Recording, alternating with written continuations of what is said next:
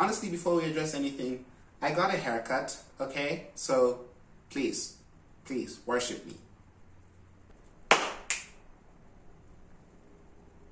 Is this high enough? Check, let's do a check.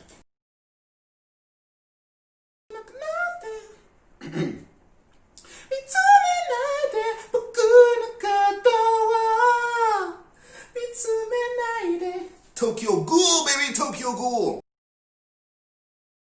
Hello, welcome back to another episode of Spooky Thoughts, where I talk about my thoughts that nobody asked for on horror movies that I probably should have worn my brown pants to the cinema to watch. This is the last episode for October. Though like that weird itch in your groin, don't worry, I won't tell anyone. We'll be back next year.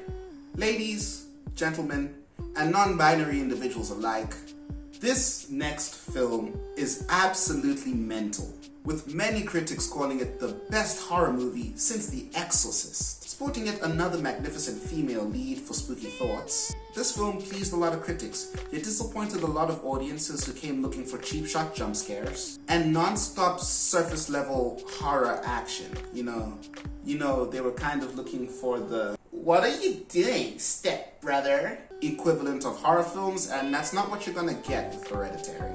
But those who appreciate a cerebral, layered kind of horror watched Hereditary and went home maybe relating a little bit more with Stewie Griffin than usual. That's right, as the title told you, today we're doing my thoughts on Hereditary. Though before we get into that, I'd like you to take a moment to please hit the subscribe button so hard that YouTube haunts me with the play button. Also, don't forget to hit the bell to be notified about every time we upload. Go on, do it. No one's looking, go ahead. Done? Alright then, on with the show. This is it. I love Michael Jackson. Wait, are we doing this about music too now? What? No, that's not what I meant. Are you saying you don't like Michael Jackson? I mean, he's not bad, but I'm more of a Prince guy. Why are we friends? Relax, I'm messing with you. Obviously, I love them both. Oh, okay, good. I was scared for a hot second. No, I'll show you scared. What? What? That's right. I've got another spooker. Your films have been no match for me. There is nothing you could say that could unseat Home Alone. Look, man, I'm kind of getting tired of embarrassing you like this. Well, if you're so sure, then what do you have to be afraid of? Okay, fine. I'll indulge. It's your funeral.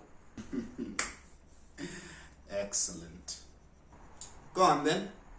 Spill it. What I have for you here is not an overly obsessed millionaire genius with an invisibility suit. I wouldn't be surprised if there was more than one the way he left his suits lying around for anyone to use. And I definitely don't have a bunch of people way in over their heads working on an underwater drilling station at the bottom of the Mariana Trench. Good. We have no business meddling in Cthulhu's domain.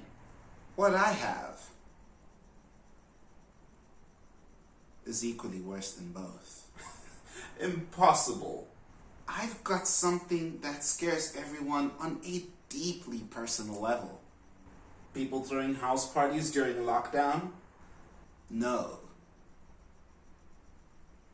I mean, that's a good guess, but no. What I have for you today is fear of one's own family. Just say it already. Hereditary! Jeez. Aw, what's the matter? Too scary to tear down? No. Nothing could stop me from... Nothing could stop me. Easy, Diego. Breathe.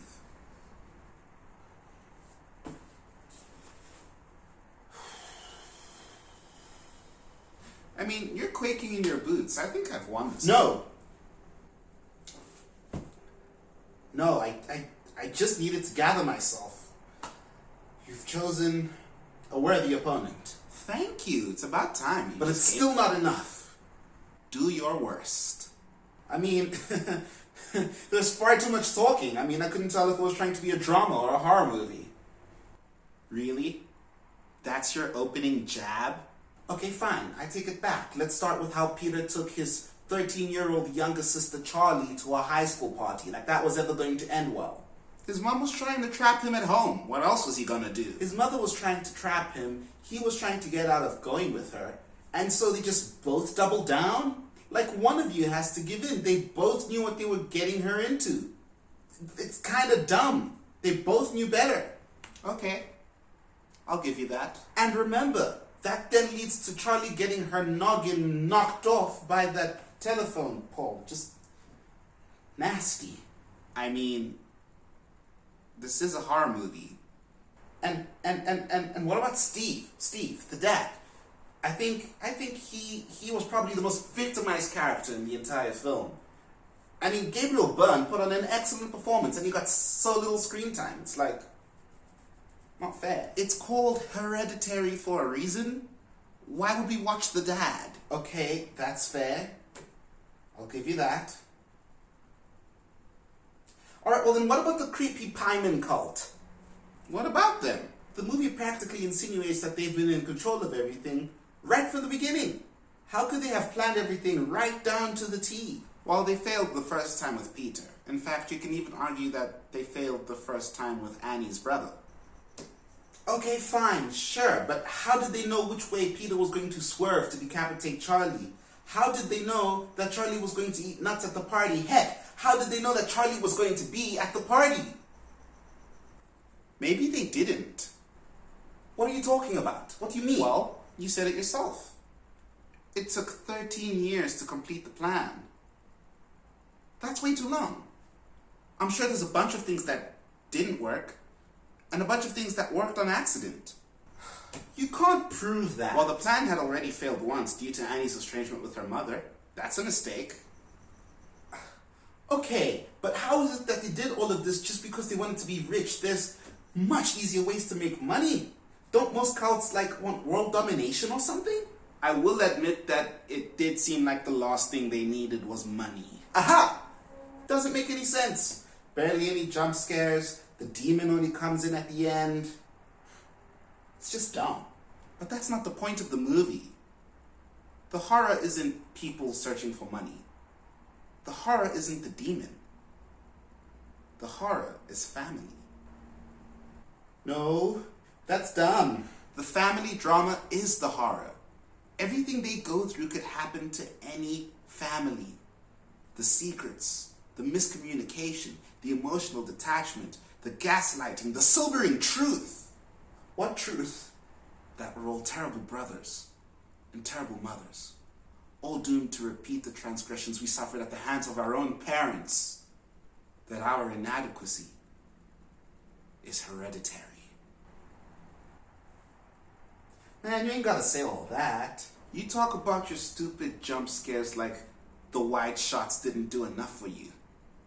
You know, the dark figures lingering in the corners. Stop it. Watching you, anticipating your every move, waiting for you to make a mistake. Stop it. Just like how Annie stalked Peter like a spider in the corner of the ceiling. Stalking you like prey. All right, you win. Just stop. Stop talking about it. That's all you have to say, man. That's all you have to say. You don't have to do that. It wasn't that bad. Yes, it was. Yes, it was. Okay, no, yeah, it was. I don't know. What do you guys think? Was Hereditary worth all the hype? Or was the only thing passed down another disappointing horror movie? As has been the trend with Spooky October, this movie almost scared me to death. Toni Collette is just marvelous, and I don't know what it is. I don't know, I didn't plan this, but Spooky October just happened to feature all of these powerful performances from these magnificent female actresses. We had Elizabeth Moss in The Invisible Man, we had Kristen Stewart in Underwater, and now we have Toni Collette in Hereditary. And recently, just to, worship Toni Collette a little bit more, I watched I'm Thinking of Ending Things, and even in that, Toni Collette was just drop dead fantastic. I'm not sure if that's a thing, but it's a thing now. Drop dead fantastic. And of course, that's not to take away from any of the male actors either. I mean, Alex Wolff, sitting in that cinema, I felt his fear. I was watching and I'm just like, I told that white boy to run way too many times. But bringing it back to what is one of the scariest movies I have ever seen in my entire life, I think one of the things I really enjoyed about Hereditary is that it's a commentary on family and motherhood. Everything that happens to the Graham family is a direct result of their inability to deal with their emotions and the issues that plague them as a family as a whole. As a whole or as a family? As a whole family.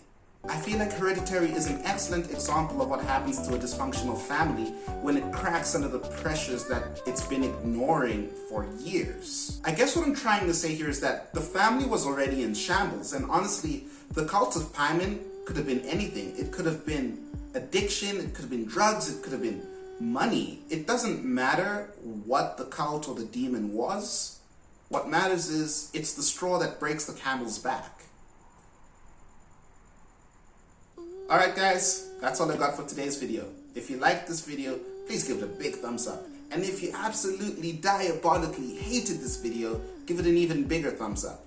And as I said earlier, hit that subscribe button and don't forget to hit the bell so that you're notified about every time we upload. Subscribing is free, and I'm told that good fortune comes to you if you do, so who knows? Maybe by our next upload, when your family goes super crazy culty on each other, you'll be spared.